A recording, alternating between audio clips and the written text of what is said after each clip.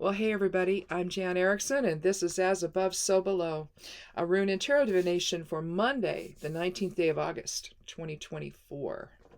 Let's get the rune bag out. Hope everybody had a good weekend. We had a little bit of a storm here that moved through the I-5 corridor area, the Salem and Eugene and Portland, and then on up into Washington State. I saw the map of where all the lightning strikes were. It was just a massive amount. I guess some people got some really cool pictures of ground striking lightning. I saw some of them, but they were really cool looking. Not so much, unless it was just going into the water or something. If it was in the populated areas, I don't know how cool it was for anybody.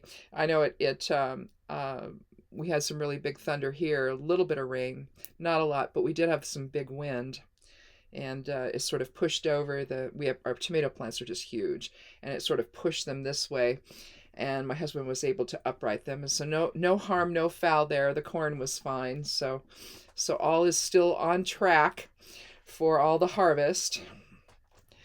So harvesting beans right now though, and the rest of the carrots.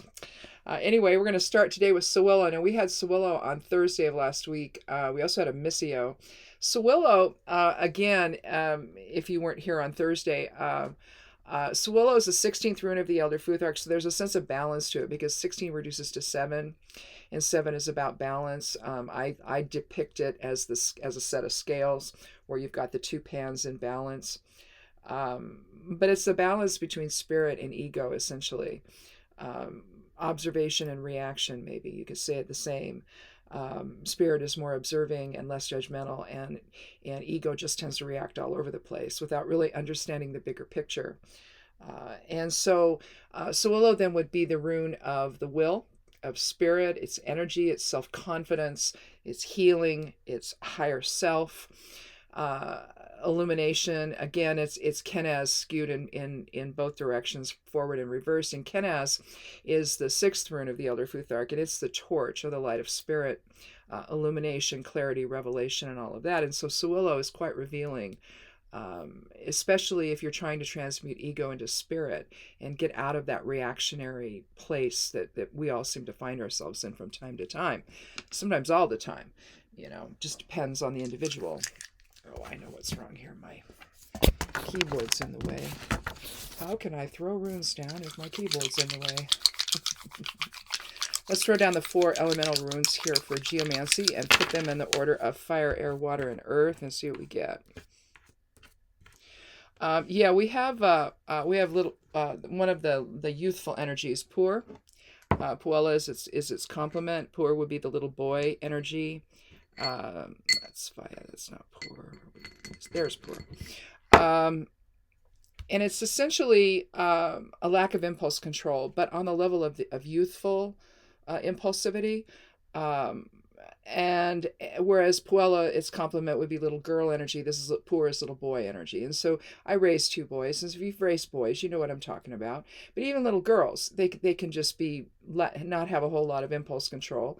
But with Pur, you're just looking at something that isn't.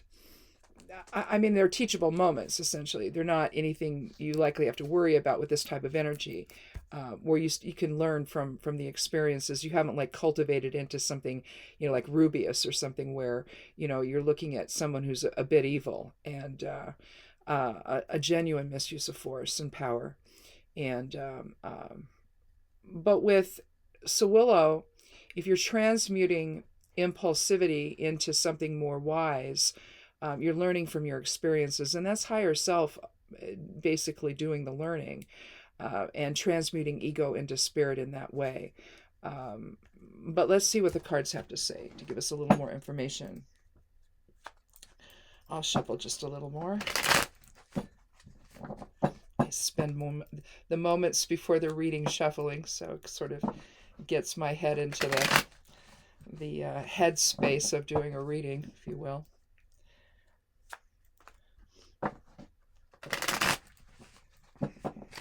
I'll cut the deck, take the lower half. Well, we have one from 3 of the suits. We don't have any from Pentacles, but we have one from Swords, Wands, and Cups. Um,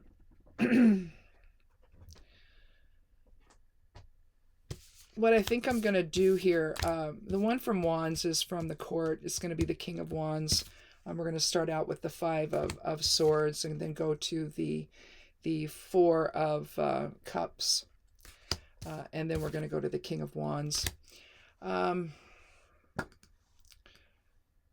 I want to do here first before I get started, though, where is my calculator app here? There it is. I want to go ahead and do the overall numerology of this.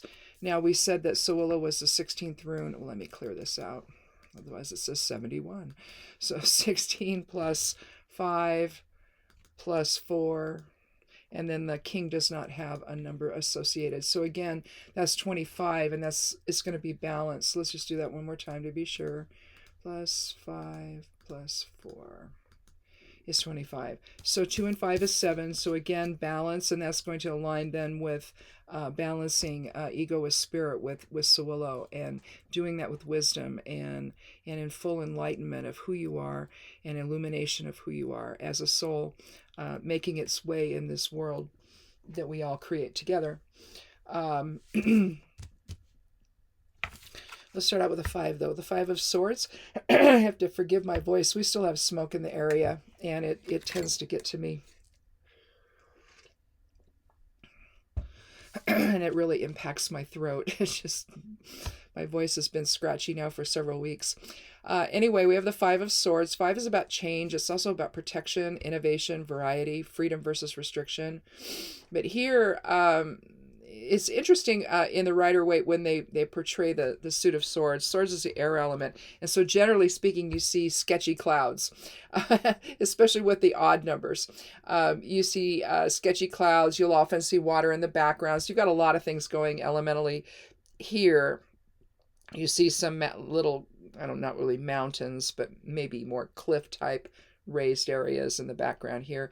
This is also one of the cards where you see the dual line here, and it separates out one thing that's going on from another. The water here behind in this scene, I want to talk about it first, and also the sketchy clouds. It's not perfectly smooth. You can still see some movement on it there. So there was a lot of emotion prior to what we see here. This is sort of a this was then and this is now type of scenario. You'll see the clouds are breaking up. They're still gray. They're starting to whiten up a little bit, though. And what we see 3 men in the scene. One is picking up 2 of the 5 swords that are on. 2 more are left on the ground. It would imply that there's actually 2 other people somewhere that we just don't see, because there's 5 swords, unless somebody happens to be carrying more than one. But you have one over here by the water who's holding his head. He's pretty upset. You see this other one taking a step. He's looking at him, and he's taking a step toward him. But this guy here is just all too pleased with himself that he's managed to win the argument, basically. Swords is the air element. So you're looking at intellect and communication and reason and balance and justice and stuff like that. But essentially, there's been an argument that's broken out, or disagreement or something, and big enough to require 5 swords. So again, either there's 2 people that we don't see here in the card that are just implied by the swords. Maybe they've already left, and they left their swords behind. But this guy's picking them up. He's got 3, the 2 over his shoulder and 1 in his hand that he's picking up. And he's looking at the other 2, quite happy and pleased with himself.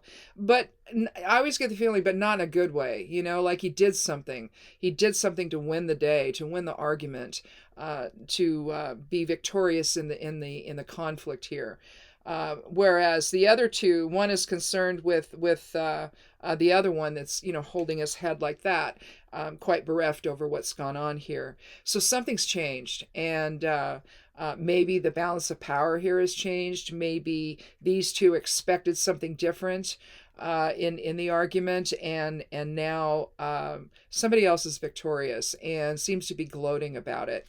And so maybe the guy who is victorious has done so by nefarious means, has become that way by nefarious means. And so all that these two, particularly one by the water, expected didn't turn out. And so there could be something like that going on today. And where maybe something's happened that somebody else has won, been victorious, and maybe your ideas were not accepted by others, and it could be something like that where, say at work, you have some kind of a discussion over where we go from here, or how are we going to approach this issue or this problem or this new opportunity, how are we going to tackle it, what's going to be the approach. And maybe somebody else had more power to begin with. Holding the two over his shoulder may indicate that has more power to begin with than the others in the meeting or something. Maybe they're the boss's favorite or something, and so the boss is more interested in what that person has to say than anyone else's. And so, and you really thought you had an idea that was a good one, and maybe it was, but somebody else has already got the boss's favor, and so it's like, why bother? But because nobody's going to listen anyway. It might be something like that. But let's move on and see what else has happened. We come to the Four of Cups here. We see a guy sitting on the ground. There's an oak tree behind him, and I always used to think that he's sitting very upright, so he can't be leaning against the oak tree. And since you see the space here, I remember initially when I was doing tarot, I'm thinking, oh, his back is up against the oak tree for strength, except that it's really not. At some point I figured out, well, he's really just sitting there on his own. And no matter what is offered to him, you see the hand reaching out from the cloud there holding a chalice. You see 3 more here. Nothing spilled over, so he still possesses the emotional strength that he has. It's just he's not accessing it. He's deep within the ego, and he's not really. It's like he's having a pity party in a sense. He's very consumed with his own emotion and all of that. You can see because he's in the defensive posture with both his arms and legs crossed. It even looks like the tunic he's wearing, the cover that he's wearing over his red shirt there is also crossed. And so there's an emphasis on defensive emotion there. The oak tree that's behind him, he's not even deriving any oak strength from that. And so he's just in his own space. 4 is about structure and foundation. It's about organization and practicality and order, but it's also about feeling grounded. And right now, he's not accessing anything to help him feel grounded, not in his emotions, not in any kind of inner strength. He's just, sitting there like this, so focused on what he's thinking about that the emotions really aren't coming into it. In fact, maybe there's even a level of defiance to connecting fully with everything that has to do with his own internal emotional strength. He's just kind of at a loss, and he's just sitting there like he's stunned or about something. So he could be representing this guy here. There could be a connection there. 4 and 5 is 9. So you're looking at a sense of endings and completion, also spirituality and generosity, but there's a sense of endings maybe there where at some point he's been thinking about it, he's been ruminating on it. And so whatever happened today, if you are the person who was sort of left out in the cold and you didn't win the argument or whatever, you're going to need some time to think about it. But don't forget the emotional strength that you possess. It's not like you have no resources to draw from, because you do.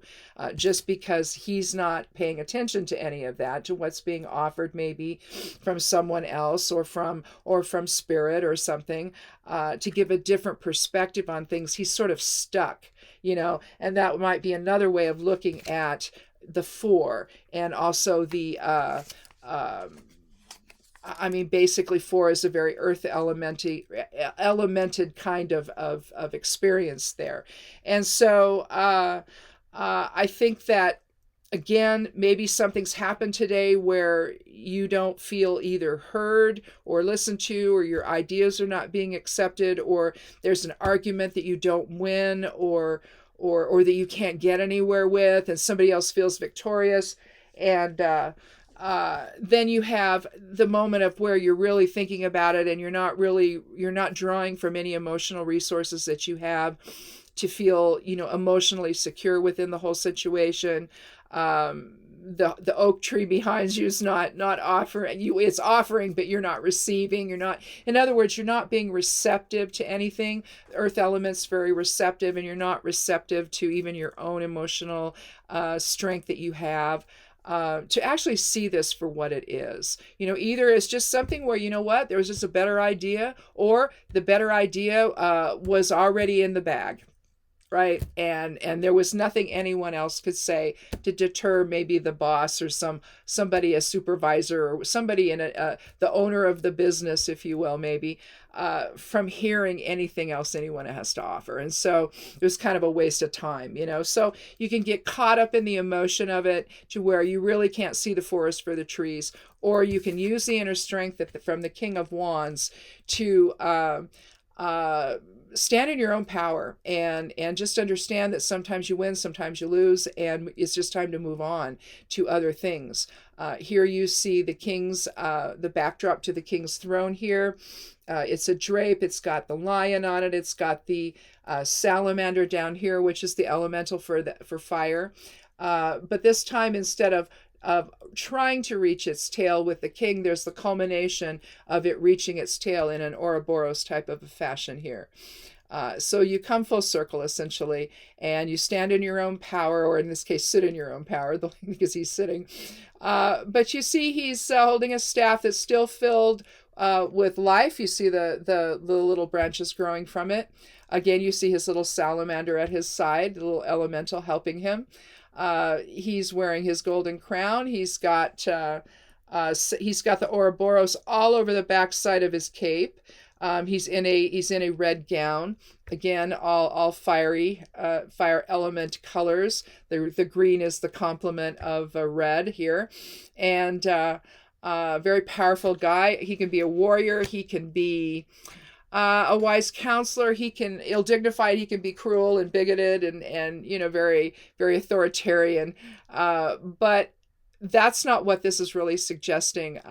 You're either going to seek out the wisdom from somebody older than you today, or you're going to empower yourself in the same way, that you need to let go of what happened and to be able to move on, to create something new for yourself. Maybe it's if something seems like it was already there and already going to happen, and any interaction you had with it was fruitless, it just wasn't going to bring you anywhere. Maybe there's a way to lay the groundwork in the future for your voice to be heard better by people that have the power to make the actual decisions.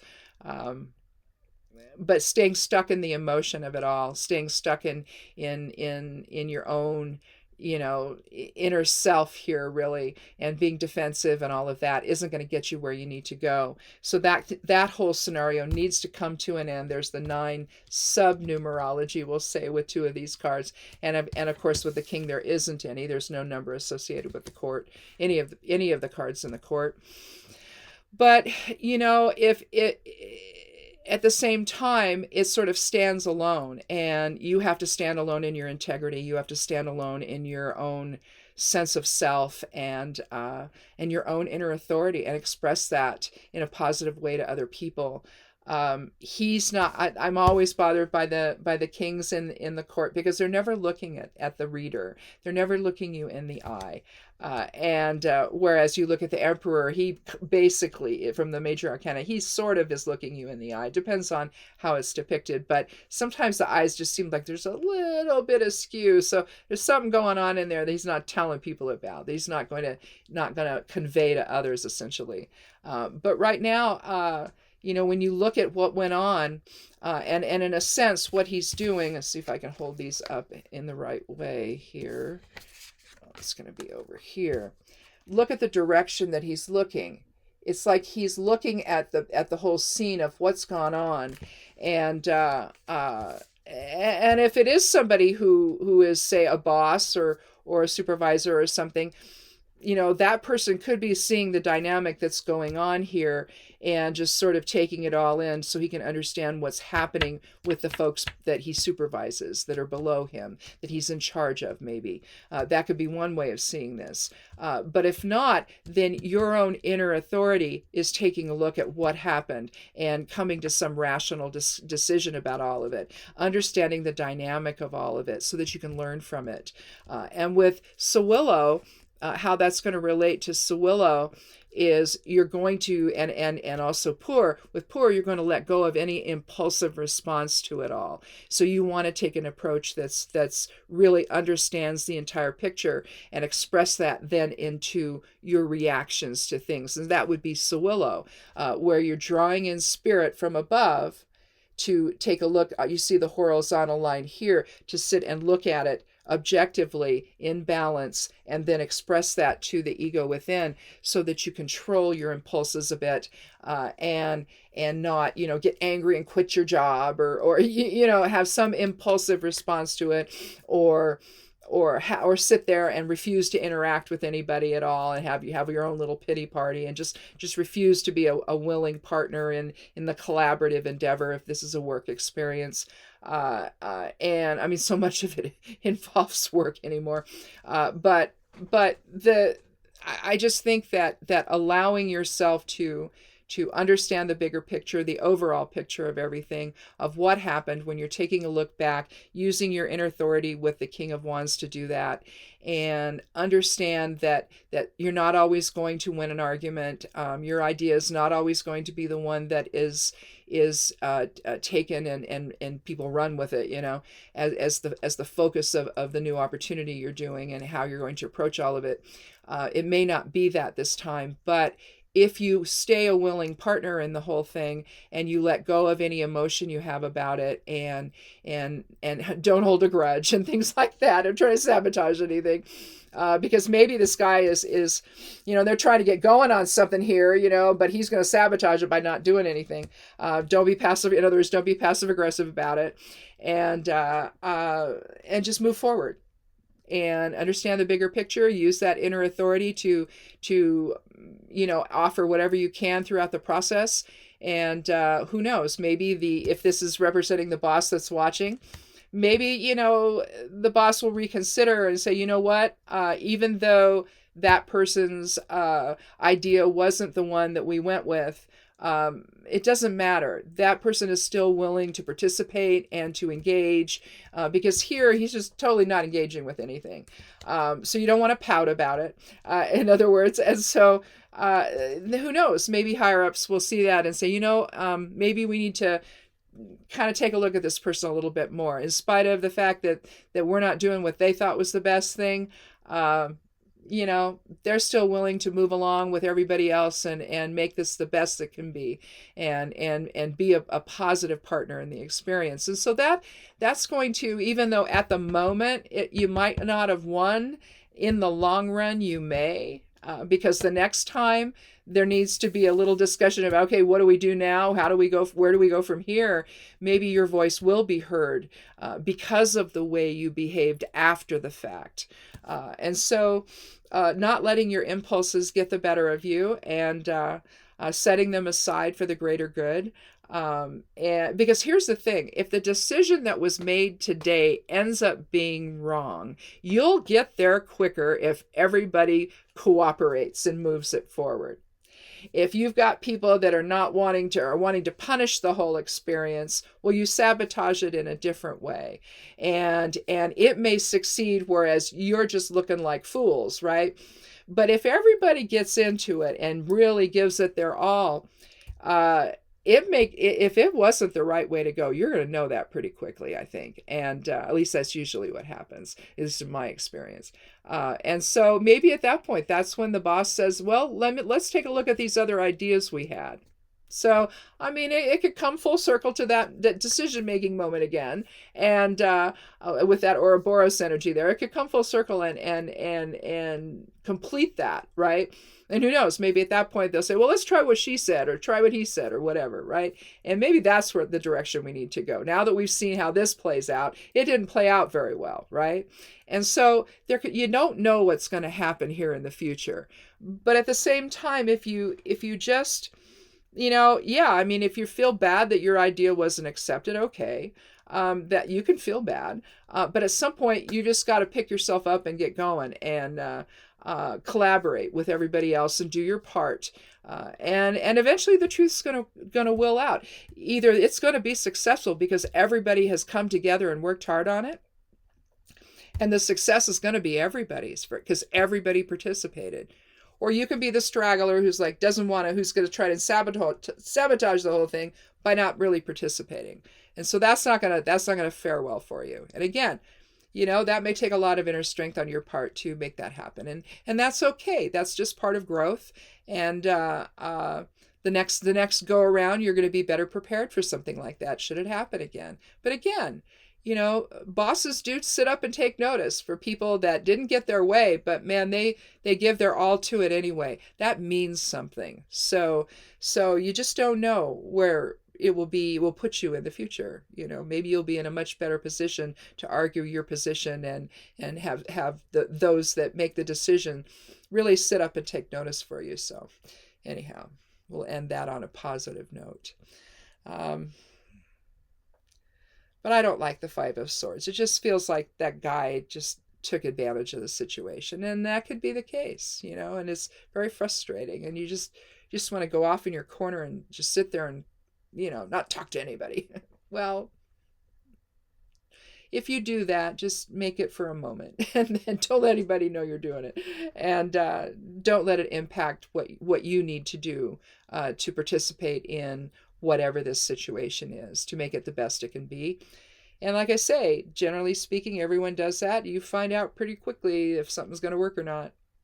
It might look pretty on the surface, but underneath the making it happen part of it just isn't there. So anyhow, I guess that's it for a Monday. Maybe a little bit different expression of, well, not really a different expression of Sewillow, but the rest of the reading is from last Thursday. So anyhow, thanks for watching. Go check out the blog Stepping Aside. The web address there is imsteppingaside.com. If you forget, click on more below the video and a box will open and it's right there at the top. You can scroll down and see the other places I publish my stuff on. That'd be Medium, Substack, and Patreon. And if you want to go over to any of those sites, if you're used to being there, that's fine too. But I'd love you to see the blog. Everything's up. It all posted in the midnight hour, Sunday morning. The forecast for the week is up. The astrological the astrological overview is up. If you just like to look at where the moon is on any given day. Tomorrow's full moon. Well, today's full moon actually, but it's not till what time tonight? Let me see. I don't think I have that up here. Maybe I do. Isn't it like 11 something tonight or something? Or maybe be 8 something my time here. Going the wrong way. Monthly.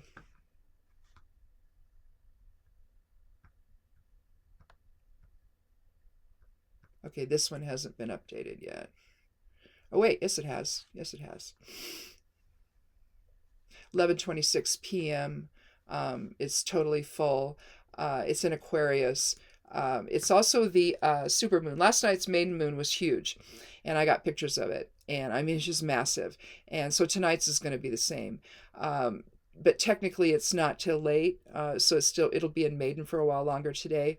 But it's in Aquarius, and so sort of Aquarians are not necessarily comfortable with emotion, and so I don't know.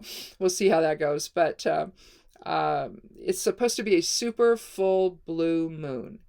So not that it's a second. Some blue moons are when you have 2 full moons in a month. The second one will be a blue moon. This has to do with a quarter, a period, and and I don't know how to talk about that. So anyway, I've read about it, but I don't know. I just think of blue moons as the second one in a given month. But this one, I guess, will not happen for another 10 years or something. So it's very rare. So a lot of power to tonight's moon. So get out there and draw down the moon's energy, draw down goddess presence into your awareness, and let it illuminate things that maybe you don't want to think about. But at the same time, it also brings things, your intentions that you set on the new moon, to fruition. You can check in on the progress there of where you are in terms of the intentions you set on the new moon, if you do that sort of thing.